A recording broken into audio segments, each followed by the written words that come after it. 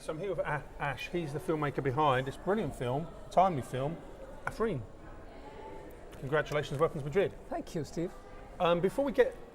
No, actually, yeah, if you could give us a synopsis of this film, and then perhaps we can go from there. I know what it's about, I've seen the film, of course. So. Okay. Afreen is about ISIS. Mm-hmm. It's about the Muslim mindset. It's about the American mindset. And it's about, as an audience perspective, it's about my mindset, your mindset, the audience's mindset. So we have three characters in the film. There is Afiza, who represents the absolute fanatic Muslim mindset, where he actually believes in slitting throats. Yeah, I mean, he's extreme, isn't Extreme, Yeah. absolute, radicalized, out for a mission, wants to kill everybody who's a non-Muslim. Then we have Tariq, another Muslim character. Yeah, he's the young moderate boy. Is he the young moderate? Yes, they're Well, I would all about the yeah. same age, Yeah. I'd say. But he does not believe that action and killing and war is the end all. He's the positive side. So, you always have a positive, you have a negative, you have a black, you have a white. Yeah. So he's the white. He's the nice guy. Yeah. Honestly, in the process of making the film, The girl as well. The girl is yes. one. Yeah. So that's our protagonist. Yeah. That's Afreen, the main character who's played by Samantha. She actually plays you and me. She plays them. She plays the audience. She plays everybody who watches the two worlds, the two mindsets, and is not sure which one should we go for, which one should we sympathize for, which one should we say is good, which one is bad. Because if you go back into what's been happening, and unfortunately it's so current. Well, it's still going on. I know. It's going on. I know in Syria, in particular, they're trying to squeeze them, aren't they? But even so, it still exists. Absolutely does. And ironically, while we were writing the film, because we wanted it to be current, after every couple of months, while we were in the process, I would call up Mike, my writer, my screenplay writer, and tell him, did you watch the news? Yeah, this has happened. We need to do this. We need to do this, yes. Of course, as a writer, as a director, as a filmmaker, we would get more information, more meat to add to our script, but it would upset us. It was, the film had a lot of upsetting times while we were scripting it. Writers other than us would feel, oh my God, we're getting a good story, and I'm sure television channels feel the same way when they get a story because they get TRPs. And they're like, we have more eyeballs to watch what we're doing. But as filmmakers, the more we got into the research, the more upset, the more darker alley we were getting into.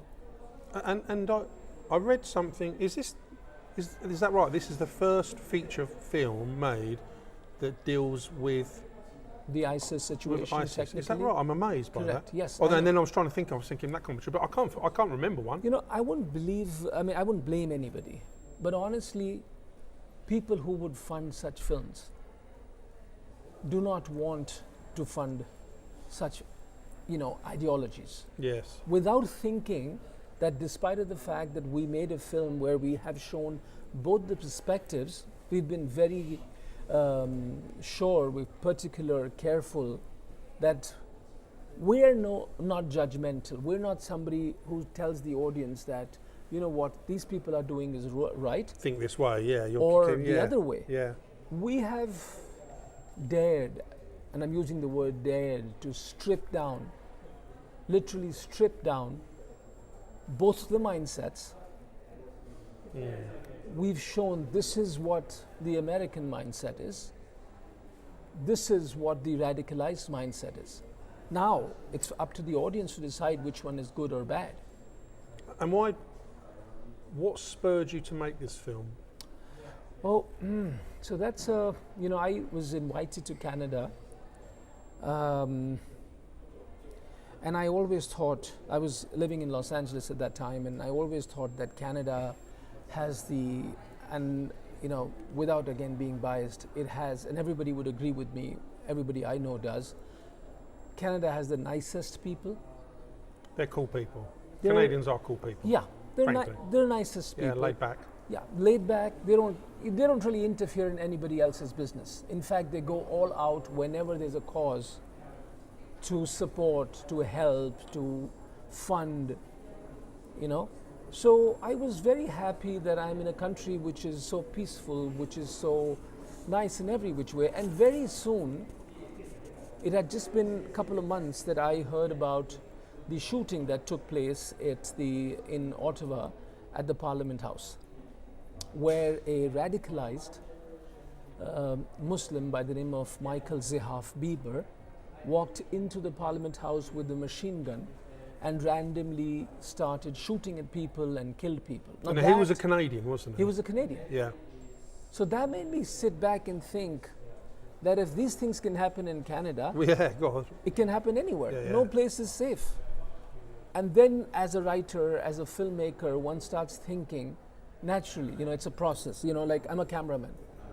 I look at you through my camera. You know? Yeah, I mean, So I started looking at this perspective and saying, why is this happening here? I remember a saying on similar lines actually that's stayed with me since I first heard it. You know the 9/11, the Yes, 9/11 attacks. absolutely, yes. And I saw it on a news broadcast. It might be the BBC. I can't remember. And I remember one of the newscasters referring to the incident as someone breaching Fortress America. And I didn't really pay it too much attention. Then afterwards, it struck me what they were talking about is Yeah. it shows you that these things can happen anywhere. And America probably felt quite safe You from know, terrorist I'll- incident. I'll All of a tell sudden, you- it happened. I'll tell you something, and this is something I have asked a lot of people in America and around the world, and most of them are not aware of it. The American mindset is dealing with a very difficult and challenging situation. Now, when you mention 9/11, I will ask this question to you: that did you know that another group, or maybe the same group of Muslim fundamentalists, had actually attacked the World Trade Tower 10 years prior to 9/11? No, I didn't know that. So most people are not aware of that. Now you tell me, if somebody has a mission to attack, to kill, and can wait for 10 years to take revenge, Which is, let's be honest, quite a long time. which means you have a change of government, you have change of everything, but the person's determination, Has festered for a long time. can you beat that person? Can you defeat him? Can you defeat a person, or can you tell a person, I will hang you if you kill somebody? Especially the person who's strapped a bomb vest on himself. What do you tell that person? That I will kill you, I will arrest you, I will prison you? That's the kind of challenge which you may not want to accept is in front of you. Unfortunately, that person has a mission, whatever the reason is, whether he's been radicalized, whether a family member of his was killed by a drone attack, his daughter, his son, Yeah. his mother, but he has a mission. Yeah. So according to my and my writer's research, we believe that war is definitely no solution. And you know, as we were flowing into the scripting of the film, we always thought there is no solution. We actually, in fact, that is probably the crux of the film. Is there a solution? Normally, if you talk to somebody, you know, they would say, here's a radicalized person, Yeah. a fanatic. Can you talk sense to him? No, you cannot. So which means there is no solution. Kill him or he will kill you. But when you're dealing with multiple number of people out for a mission, people who you just cannot explain to what is the reason for doing what they're doing or not, they're inspired by religion which has been wrongly induced into them, because no religion in the world tells you to kill. No religion in the world tells you to kill anybody. So, I mean, we were looking for a solution. Now, my mother and my sister were not too happy that I make a film like this. Yeah, because it's quite. Yeah, they said, why do you want to get into such a dark alley? It's a Why dark- do you want to dark be? film, Yeah, it's a tough film, and why do you want to take such a risk, or do a film which may upset somebody or may be liked by somebody, whatever. That time, my sister, being a doctor, asked me. She said, "Okay, fine, you're making the film. I understand this is the situation. Do you have a solution?" Now, she's a doctor, right? So the only thing she would look for She's is bound there to a ask those. medicine to Yeah. something? Yeah, 'cause can you treat it? Can you treat it? Yeah. And that kind of got us back into thinking, can there be a solution? So the best part, according to me, is that yes, there is a solution. But is anybody going to accept it? Most likely not. So let me give you a one-line solution to this, whether people like it or not.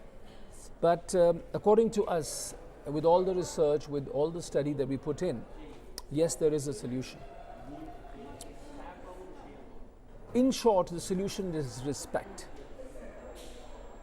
Muslims do not respect Americans or the American mindset, and Americans have no reason to respect the Muslim mindset. Yeah.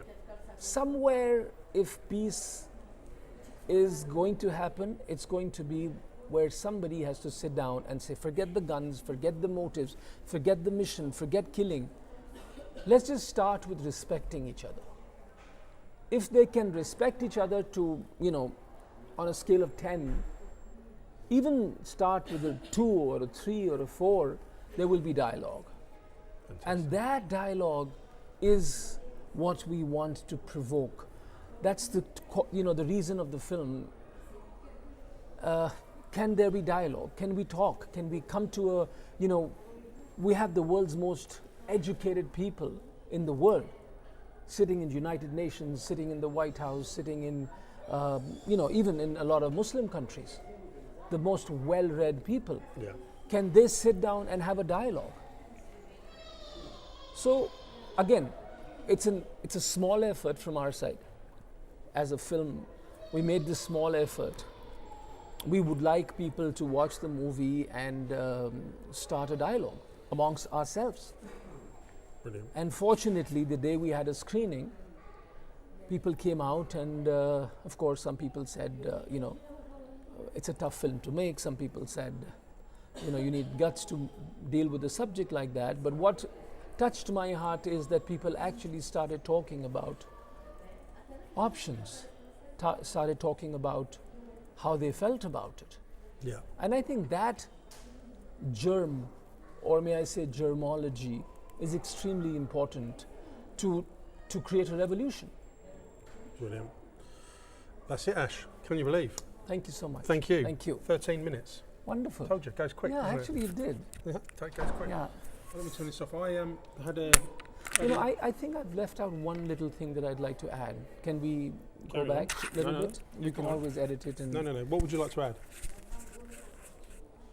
So when we started scripting the film and getting more and more deeper into the research, our objectives were to tell a story. But those objectives kept changing. Our preferences towards the white or the black kept changing.